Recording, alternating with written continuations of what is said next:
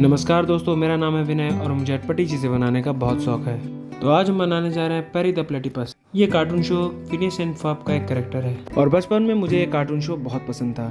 तो मैंने सोचा क्यों ना अपनी पुरानी यादें ताज़ा की जाए और प्लेटिपस पेरी का एक स्कल्पचर बना लिया जाए। तो चलिए शुरू करते हैं।